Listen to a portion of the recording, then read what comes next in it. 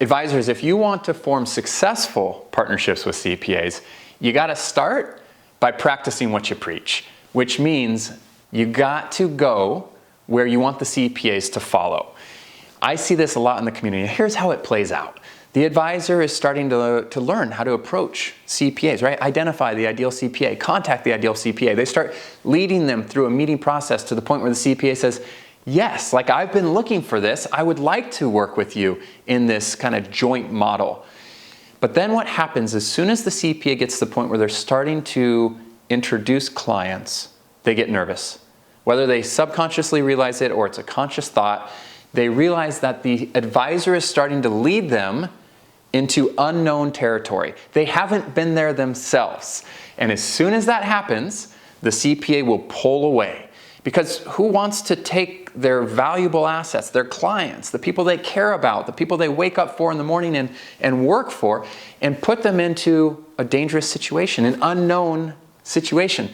So, if you want to have successful relationships with CPAs, you need to recognize it's your responsibility to lead them in the partnership, just like it's their responsibility to lead their clients. And you can't lead somebody if you haven't been there before, or if you try to, it's very dangerous and messy, and that's not the recipe for a good CPA partnership.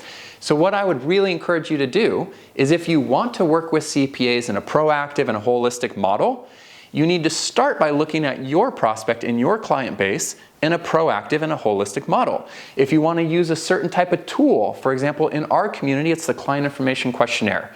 If you want to work with the Client Information Questionnaire or an expert in the virtual family office, you need to first start having conversations and using strategies and tools with your client base. Now, if you have some type of compliance restriction, at least go through the process yourself or with a family member, right?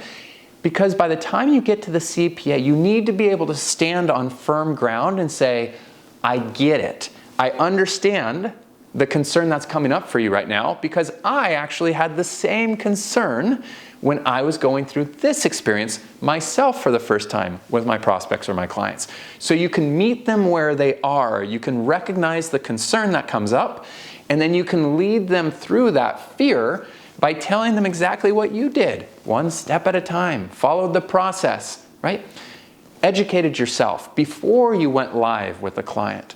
So the point of this video is to say, if you want to build partnerships with CPAs, you got to implement the same process and tools and thinking that you want them to follow your leadership on with your own prospects and clients. And if you do that, it will significantly increase your success with the CPA partner, plus it will accelerate the speed at which you will realize it goes from a verbal, yes, I'd like to work together, to client introductions. So I hope you found this video helpful. If so, give it a thumbs up and let me know what you think in the comments below.